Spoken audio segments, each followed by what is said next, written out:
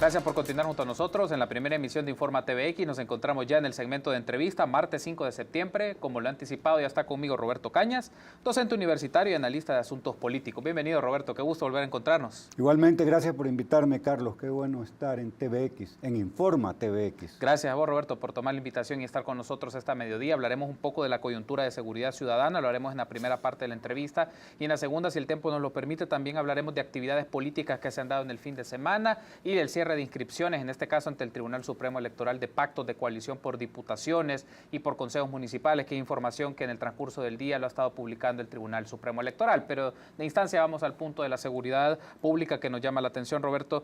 Hay una dimensión más subjetiva en la cual se construye que la seguridad ciudadana se explica por las expresiones que la gente tiene en la opinión pública, lo que piensa, lo que percibe en función de varios aspectos, pero aparece una idea de que poco o nada debe importar si hay muertes en enfrentamientos dudosos o que denunciar a los agentes policiales que cometen abusos de autoridad no es un aspecto relevante, ni tampoco hablar de ejecuciones extrajudiciales. Roberto, ¿qué pensás sobre este tipo de ideas o expresiones que se dan en foros y en espacios públicos? Bueno, que son bastante complicadas porque ponen al país en presencia de comportamientos o de llamados que no contribuyen en nada a la reconciliación del país, que agudizan la situación de violación, de graves violaciones a los derechos humanos que se toleran, incluso se celebran. Yo quiero contarte una anécdota del momento aquel del paro que hicieron las pandillas hace algunos años. Yo en docencia universitaria les pregunté a los alumnos que qué pensaban de esas actividades. Y hay cosas que son escalofriantes, verdaderamente perturbadoras.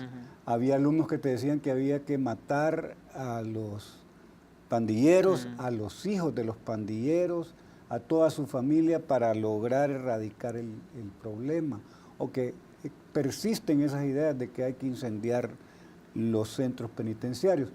Entonces, nada justifica las violaciones a los derechos humanos. Está pero muy documentado que el uso de la fuerza, que el endurecimiento de las penas, que la pena de muerte, no van a resolver los problemas. Y lo más grave ahora es que la actitud del gobierno, del Gabinete de Seguridad, es la política de la negación. Es decir, ante el señalamiento de que se han dado ejecuciones sumarias, extrajudiciales, la primera actitud es negarlo todo. Sí. Y la otra es hacer una respuesta tardía. Entonces, ese tipo de comportamientos no ayudan porque en un país tan pequeño como este, todo al final se llega a saber y a veces tiene que irse a instancias internacionales para poder visibilizar estos hechos que en El Salvador son escondidos, pues no se visibiliza estos enfrentamientos o ejecuciones sumarias. Por ejemplo, hay otra cosa que está totalmente invisibilizado, que es el tema de los desplazamientos forzados. No quieren, o sea, la realidad existe independientemente de que uno esté consciente de ella o que la quiera publicitar o no. Hay de las dos, hay ejecuciones sumarias, hay desplazamientos forzados de población y eso no puede ser. No puede justificarse sobre pretexto de combate a la corrupción hacer este tipo de... O a veces es también por omisión. Sí. Es que los errores se cometen no solo por acción, también por omisión. O cuando se incita o se tolera acciones que son inaceptables desde el punto de vista de los derechos humanos y del cumplimiento de la ley. O sea, no se pueden aceptar sobre pretexto de que eso va a ayudar. Y además, porque no es cierto, pues no ayuda a disminuir ni a resolver definitivamente ni parcialmente el problema del auge delincuencial, el pasar a hacer ejecuciones extrajudiciales. ¿Qué pasa, Roberto, por ejemplo, cuando tú escuchas que hay posicionamientos de instancias públicas o de funcionarios públicos o también de expresiones organizadas de algunas representantes de la policía o personas que representan algunos intereses de la policía cuando se publican casos de acciones extrajudiciales, de abusos de autoridad, de asesinatos o cometimiento de delitos por parte de agentes policiales, de grupos especializados o de la Fuerza Armada, cuando se menciona que esto constituye una amenaza para la acción del Estado, constituye una amenaza para estos grupos, o se trata de minimizar de que es una acción aislada, o hemos escuchado también posicionamientos que es un asunto de ficción de los periodistas que están construyendo escenarios maquiavélicos con el cual se dan los temas de seguridad. ¿Cuál es tu lectura ante esos posicionamientos, ante casos, hechos? Y bueno, ya lo vamos a platicar. Ante la Comisión Interamericana de Derechos Humanos se está exponiendo esta situación de violaciones o presuntas violaciones de derechos humanos y que está siendo conocido a nivel internacional. ¿Cómo lo lees tú, Roberto? Bueno, hay que ilustrarlo con casos que son conocidos por la población, lo han visto en la televisión. Un ministro de Justicia y Seguridad que ante cámaras abre una pequeña celda en la que menciona que hay 2 puertecitas, que es muy pequeña, que no tiene ventanas. No sé si la lógica que está atrás del ministro de Justicia y Seguridad sea buscar evitar el cometimiento del delito, que esto se convierte en un factor de persuasión, cuestión que es muy cuestionada. Muy difícilmente un pandillero va a detenerse en el cometimiento del delito porque ha visto, en el caso que lo haya visto, al ministro de Justicia y Seguridad abriendo una pequeña celda que tiene 2 puertecitas, etc. Eso no va a detener el cometimiento de los delitos. También hay llamados de funcionarios, hoy parece que al coro se ha unido el fiscal general de la República, de hacer declaración o declaratorias de estados de emergencia, que no definen qué es, porque en la Constitución lo único que existe es un estado de excepción, que se da en situaciones de guerra, de calamidades, de pérdida del territorio, de epidemias. No desarrollan. Dicen que estado de emergencia sería que se llevaran las armas los policías a su casa o que se pusieran un chaleco debajo de la camisa. Es muy como difusa la manera en que entienden esa idea de estados de emergencia. Habría que ver de qué están hablando cuando hablan de estados de emergencia. Es indiscutible de que hay una situación de inseguridad ciudadana muy clara, que por momentos parecería ser que no se le ve salida. Y además la percepción de la inseguridad es todavía mayor, porque cuando tú enciendes un noticiero de televisión o lees un periódico, las 2 cosas que dominan la agenda informativa son los homicidios y los accidentes de tránsito. Es impresionante en El Salvador cómo la página 1, 2, 3, 4, 5, 6 están llenas de las 2 cosas. O hay un sensacionalismo en el tratamiento de un homicidio donde se ha encontrado una gente desmembrada que aparece a la orilla de la calle, o un accidente espectacular. No puede ser. En otros países hay un defensor del pueblo de la información que está atento para poder señalar de que ese tipo de informaciones que tienen este problema. Ahora, Roberto, me gustaría que aprovechemos para conectar con algo de lo cual tú has conocido, le has llevado seguimiento esta mañana ante la Comisión Interamericana de Derechos Humanos. Organizaciones como el IDUCA y el Servicio Pasionista han planteado ante los comisionados de la CIDH este asunto de abusos de autoridad y ejecuciones extrajudiciales. Y solo menciono un aspecto que tú lo habrás notado en el desarrollo de esa audiencia. El comisionado Caballaro mencionó lo siguiente: en función de un indicador, de un dato, se reportan 59 civiles muertos por cada policía o militar muerto. Este comisionado mencionaba que eso refleja un uso excesivo de la fuerza letal. ¿Cuál es tu reacción ante ese posicionamiento? Pues es que mira, en un trabajo policial, un elemento central es la inteligencia policial. Es decir, el manejar, procesar información que te permita evitar que se cometan los delitos. El comportamiento o la actuación de la policía en El Salvador es reactiva o es, en el mejor de los casos, en flagrancia. Es decir, cuando se está cometiendo el delito, si por casualidad pasan por ahí, entonces actúan, y eso es en flagrancia. O ya cometió el delito el delincuente y entonces llegan. Y eso es, ¿qué te está denotando el hecho de que esa sea la conducta de pura reacción? Es que no hay inteligencia policial, no hay una desarrollada capacidad de investigación policial. Si la hubiese, se evitarían este tipo o por lo menos se minimizarían este tipo de delitos. Pero fíjate que fue muy aleccionadora las audiencias, porque fueron 2. Sí. Una en relación a este tipo de ejecuciones extrajudiciales, y la otra sobre un tema que aparentemente se presenta como víctimas del pasado, que son todas las revelaciones del informe de la Comisión de la Verdad, que está vinculado a la derogatoria de la ley de amnistía hace un año por la Sala de lo Constitucional. Varias cosas que a mí me llamaron profundamente la atención. Una de estas personas, creo que fue el de Naciones Unidas, planteó que el hecho de que los jóvenes no tengan resuelto el problema del pasado, como en el caso del Monseñor Romero, si se inscribe en la historia, no ayuda a que se resuelva después su conducta en relación a la delincuencia. Sirvió también este evento para visibilizar, ya cuando llega a una audiencia de la Comisión Interamericana, es que aquí se agotó la posibilidad ni siquiera de tener una respuesta medianamente satisfactoria. Por eso es que estas instancias de derechos humanos de la sociedad civil acuden a la Comisión Interamericana. Los señalamientos principales fueron esa actitud de la negación, es decir, un patrón de comportamiento de negar todo. Otra conducta que fue muy cuestionada en relación a las víctimas, se dijo, miren, estas no son víctimas del pasado, son víctimas del presente, porque al usar la palabra pasado hay una perversión, porque da la impresión de entonces que eso hay que olvidar, lo que sucedió hace mucho tiempo, y entonces va a caer una sombra de olvido y que eso ya no tiene ningún sentido hablarlo. Creo que tiene una gran importancia las audiencias. Sí.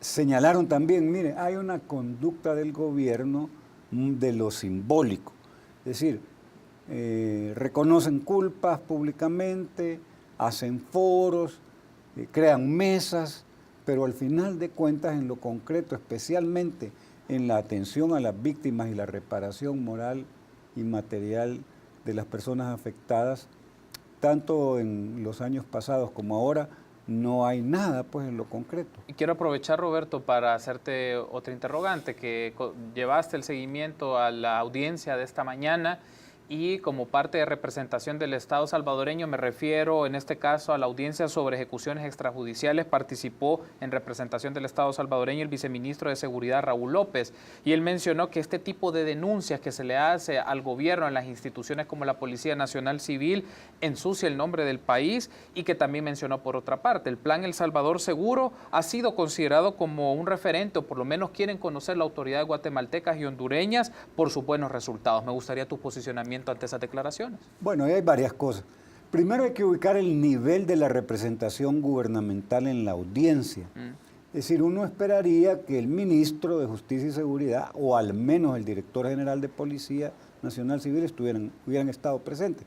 Enviaron pues al viceministro, que tiene una trayectoria en el pasado más reciente, muy polémica en relación al trato a una periodista, pero más allá de eso, que es importante, hay que destacar que este caballero llegó a leer algo que a lo mejor le habían preparado, en lo cual saltó ese elemento.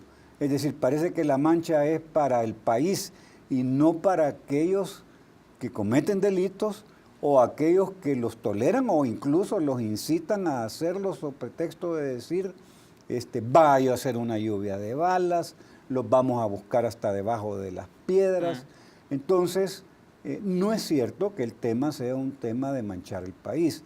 El tema es que hay comportamientos, yo quisiera aceptarles a ellos que son individuales y no institucionales, aunque hay evidencias y justamente las delegaciones de la sociedad civil fueron muy enfáticas en eso, que esto no era un problema solamente de actitudes individuales aisladas, sino que había una actitud al menos de omisión o de como fortalecer o reforzar la idea de que no hay problema, pues, de que se les va a tolerar y además generalmente no ha habido juicios, o si ha habido juicios han salido muy rápidamente libres. Eso en relación a la primera pregunta de que esto es una cosa... Como una campaña. Como una campaña. Pero la segunda de que esto ya se convirtió en un modelo de exportación de política de seguridad, habría que ver. Es decir, hay como tres momentos. Uno, ya en un baúl debe estar en el Ministerio de Justicia y Seguridad la política pública de seguridad. No era mala. Tenía los 5 componentes básicos: la prevención, el control y represión del delito, el tema de la reforma judicial, los temas más olvidados, la reinserción y la atención a las víctimas, la cual es el desamparo. Pero una como repetición de eso fue el plan El Salvador Seguro. Pero casi inmediatamente después del plan El Salvador Seguro vienen las medidas extraordinarias. Y eso de alguna forma hace a un lado el plan El Salvador Seguro y pone en el centro esas medidas extraordinarias que ya se vuelven ordinarias, porque lo extraordinario es un acontecimiento que surge en un momento que tiene unas características que rompen con lo que cotidianamente se hace. Pero hoy, eso que le llaman extraordinario es lo que se hace todos los días. Entonces, ¿de qué estamos hablando cuando hablamos de medidas extraordinarias? Además que tiene un componente muy fuerte de control y represión del delito. Yo diría que lo que habría que hacer es plantearse en serio, y el problema de la complicación del gobierno es que tiene muy corto tiempo ya, es decir, faltan, ¿qué?, 20 meses, 19 meses para que termine esta administración, y estamos en presencia de una circunstancia en la que no se puede afirmar de que hay una política pública de justicia y seguridad que haya resuelto, al menos iniciado con fuerza el proceso de solventar esta problemática, que es estructural, que tiene correlaciones con pobreza, con desempleo, con falta de recreación, que tiene un problema grave que no se ha podido resolver, que es el control del territorio. Es decir, si finalmente de lo que estamos hablando es de resolver el problema, hay que empezar por la recuperación del territorio. Ese plan del que tú me mencionas y que habló este caballero, plantea 50 municipios que son los priorizados. Finalmente no se ve nada, y lo que más tiene fuerza son las medidas extraordinarias.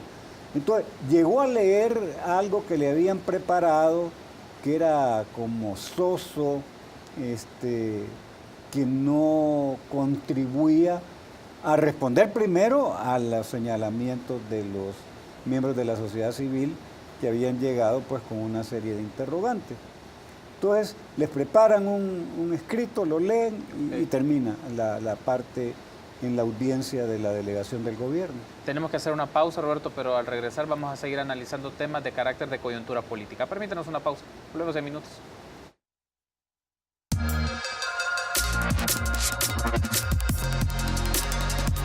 Continuamos en el segmento de entrevista de la primera emisión de Informa TVX. Estamos platicando con Roberto Cañas, docente universitario y analista de asuntos políticos, y en este momento lo vamos a hacer de coyuntura política. En el primer bloque lo hicimos de actividades de seguridad ciudadana vinculadas a la Comisión Interamericana de Derechos Humanos y las audiencias celebradas esta mañana, y también las reacciones en materia de seguridad pública. Pero ahora hablemos un poco de coyuntura política, Roberto, y me llama la atención. Este fin de semana Arena realizó la convención número 36, donde ratificaron candidaturas a gobiernos locales y a diputaciones, pero también el presidente del COENA ha mencionado que el partido es una expresión popular y no una representación de élites, y que se constituye como el canal, como siempre aparecen en estos procesos y en estas discusiones de los partidos y en estas actividades, recuperar el país, en función de que su propuesta política es la propuesta que puede lograr esa recuperación. ¿Cuál es tu lectura de esta convención y de los discursos, Roberto? Bueno, en primer lugar, el telón de fondo en el cual se da la coyuntura política del país es electoral. Lo que se dice, lo que no se dice, lo que se hace, lo que no se hace, está determinado por un cálculo. Esto me va a permitir ganar votos, más simpatías, me va a ganar financistas, patrocinadores, o los voy a perder. En ese telón de fondo hay que ver el tema de la asamblea, convención o como se llame de Arena, en la cual disimularon, no sé si tan bien, más bien estaba mal disimulado el tema de la falta de unidad al interior de Arena. Es decir, todos sabemos, incluso por las fuentes públicas, de que no está resuelto el tema de la candidatura para la presidencia. El hecho de que de manera simultánea aparezcan 4, que al final son 2 los que tienen posibilidades, está denotando que ahí hay algo que no está completamente resuelto, por un lado. Por el otro, hay una visión triunfalista, en la cual se erigen como los que van a rescatar el país, rescatarlo de la situación que generaron de 89 cuando instauraron el neoliberalismo. ¿O de qué estamos hablando? Parece que ahí hay una pérdida de memoria de corto plazo. Es decir, cuando hablan de rescate, ¿de qué están hablando? Lo que uno puede entender es de privatizaciones, es de aumento del impuesto indirecto como el IVA, es hablar de suspensión o total disolución de organismos que tenían algún rol para aliviar el costo de la vida, como el IRA, es decir, pero lo de fondo es que el triunfalismo no corresponde con la realidad, porque las encuestas señalan cuando les preguntan a las personas que si van a ir a votar o no, más del 40, más que los que dicen que van a votar o que van a pensarlo, es más los que dicen que no van a ir a votar, sí, que la sumatoria de los que expresan alguna intención de voto. Pero también cuando les preguntan por qué partido votarían, ni sumados los votos que le adjudican a Arena, ni la intención de voto del FMLN, es más de los que dicen que todavía no saben, que no tienen opinión. ¿Qué es lo que está diciendo eso? Que la gran mayoría de la población o está en el sector de los indecisos o está en el hartazgo de la política partidaria y han decidido no votar. Ahora, Roberto, me llama la atención un aspecto. El Tribunal Supremo Electoral ha publicado en el transcurso de esta mañana en su cuenta oficial de Twitter que ya los partidos políticos han hecho oficial búsquedas de coaliciones o desarrollar pactos de coalición para gobiernos locales, pero también para diputaciones. Y me llama la atención un punto, por ejemplo, hay coaliciones para las diputaciones. En el caso del FMLN lo hace con el partido CD para la Libertad, con el PSD y con el CD para Huachapán, con el FMLN y PSD en Santa Ana. Arena y el PCN hacen pactos de coalición por diputaciones en Morazán y San Vicente, y el PCN y el PDC para San Miguel. Pero también para el caso de los gobiernos locales hay una relación o hay una combinación un poco interesante, o podría sonar interesante o poco usual, entre Gana y el FMLN para algunos municipios en Chalatenango. ¿Cómo ves vos estas combinaciones o este tipo de vínculos en donde uno puede pensar, bueno, el FMLN y Gana pueden buscar ciertos territorios o espacios de alianzas estratégicas, o también en el caso de las diputaciones, que no son, digamos, esta no es parte de algo fuera de lo normal, el caso de Arena y PCN, que ya han tenido coaliciones por diputaciones? ¿Cómo ves vos estos vínculos, estas relaciones? Bueno, ahí hay varias cosas, unas nuevas, otras que son repetitivas en las coyunturas electorales. Lo nuevo es que el FMLN, que había sido muy celoso en términos de aceptar coaliciones para diputados, hoy lo acepta. Y ya tú has mencionado, lo que no está en detalle, no hay detalle, no está detallado, es, ¿y en qué consiste esa coalición? Pues es que el del FMLN va como propietario y el de Cambio Democrático va como suplente.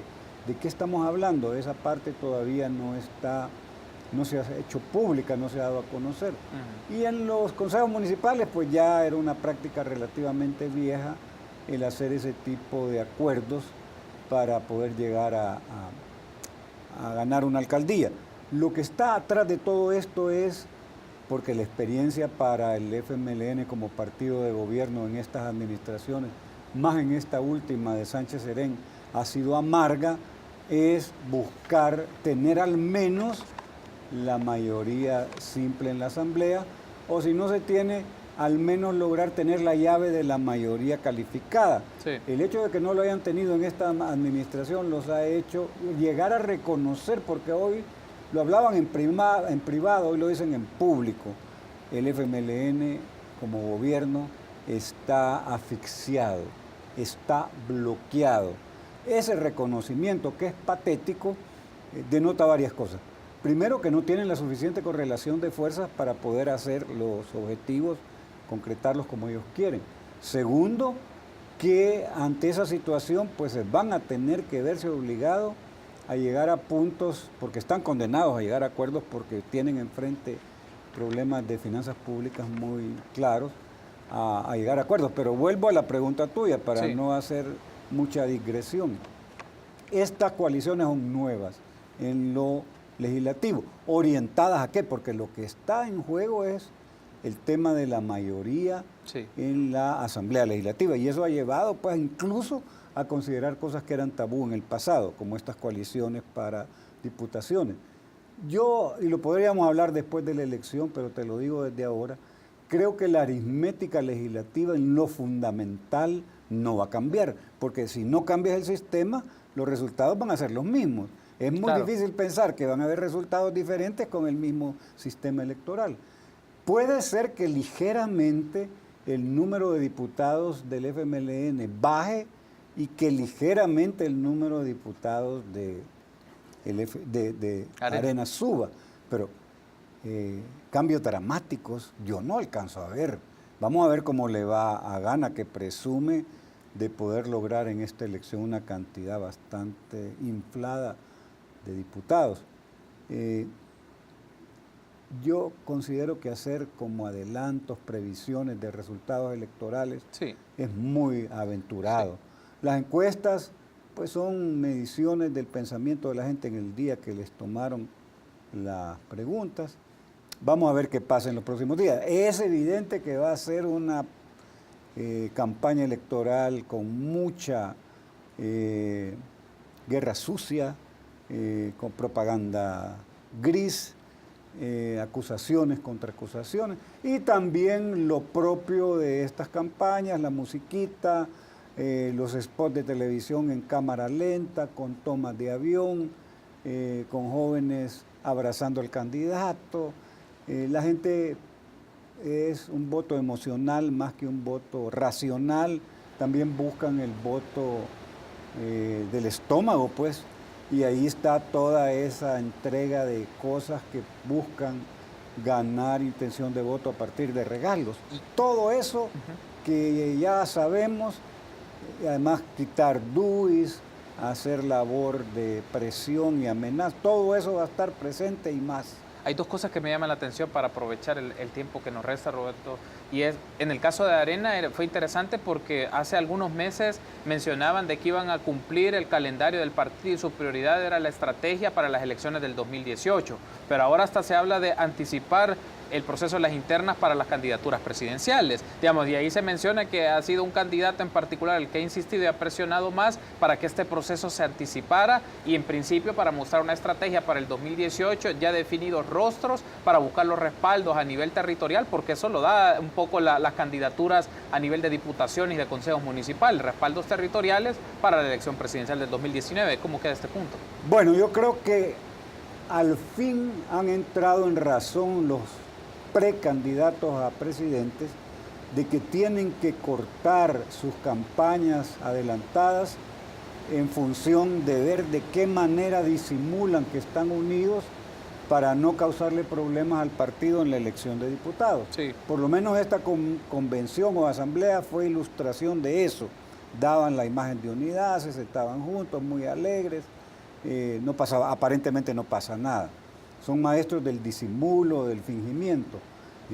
Atrás uno sabe que hay una pugna cerrada y por eso esa división en precandidaturas en las que obviamente Carlos Calleja y Javier Simán son los que están corriendo. Javier Simán, es que los egos en esto son muy grandes. Javier Simán ha dicho que a él lo marea ser copiloto. El mensaje es, miren, yo no estaría dispuesto a ser segundo en esta fórmula. Pero vamos a ver, en política hasta los ríos se regresan. Yo creo que eso que ha dicho hoy no quiere decir que no puede cambiar de pensamiento ya cercana a la elección. Llama muchísimo la atención la de los candidatos a diputados que renunciaron. Sí. También están sentaditos y calladitos, se ven mejor. Así se ve Juan Valiente, que la valentía para enfrentar a la cúpula de Arena parece que la ha dejado en el baúl del carro, y el otro, Juan Ray, también, pues están sentaditos y calladitos ahí, y así se ven, según los ojos de la cúpula de Arena, mejor. Quiero cerrar la entrevista con esto, Roberto. Fue conocido hace unas semanas la salida de Benito Andión. Como parte de su trabajo era buscar entendimientos y acuerdos con los partidos políticos. Rubén Zamora mencionó de que esto fue un partido político de los grandes no quiso participar en este proceso y deja un poco el tema nuevamente. Lograr gobernabilidad o por lo menos lograr algunos acuerdos, más que gobernabilidad, lograr algunos entendimientos y acuerdos básicos entre el partido de gobierno y la oposición no parece ser un punto clave y se menciona que el señor Andión podría regresar después de los resultados de las elecciones legislativas y municipales del próximo año. Roberto, ¿cómo lees tú un poco eso? Bueno, ahí hay varias cosas. Tuvo que hacerlo Rubén Zamora, público, el hecho de que prácticamente estaba muerto el proceso de generación de otros acuerdos de paz para que finalmente se llegara al reconocimiento que en efecto siempre decafeinado, siempre disminuido el reconocimiento de que eso no había funcionado. Número uno, fue externo el elemento detonador del anuncio de que no va para más el esfuerzo de Benito Andión. Dos, está muy claro, no van a darse acuerdos antes de que sea la elección, sí, porque para ambas partes está el convencimiento, por ejemplo, para Arena. Arena es un partido obstruccionista, busca que el gobierno salga mal, porque en la lógica de ellos es que si dan votos para préstamos, para emisión de más deuda, para donaciones incluso, consideran que el FMLN lo va a usar como algo que ha conquistado y demandar alrededor de esas conquistas un voto de premio por la labor que han hecho. Sí. Entonces, no es viable, yo no considero realista pensar que van a haber acuerdos que necesite el país antes de que sean las elecciones. Mientras tanto, quienes pagan el pato es la población, porque al final de cuentas, en medio de esa polarización y de esa confrontación estéril está la mayoría de las personas que no está involucrada con ningún partido, que sufre las consecuencias. Vamos a ver hasta dónde llega y hasta dónde, tensando esta pita, llega a un punto de romperse, porque hay una cosa. Arena debe entender de que está envenenando el pozo del que va a tomar agua si llega a ganar la elección. Es decir, sí, puede decir que no a todo, sí puede buscar no resolver el problema de la deuda, no resolver el problema de las pensiones, pero al final, en el hipotético caso que llegara a ganar, va a tocar lidiar con eso también. Así que estamos en presencia de una situación muy tensa que va simultánea y paralela a una realidad cotidiana de la gente que es otra cosa. Perfecto, Roberto. Gracias por habernos acompañado y brindando estas ideas para el análisis de la coyuntura en materia de seguridad ciudadana, pero también de coyuntura política. Gracias, Roberto, por habernos acompañado. Gracias por la invitación. Llueve en San Salvador. Ojalá llueva claridad para entender lo que pasa en los ciudadanos y ciudadanas del país. Gracias, Roberto, a ti por tomar la invitación y acompañarnos. Nos volveremos a encontrar. Permítanos una pausa. Volvemos en minutos.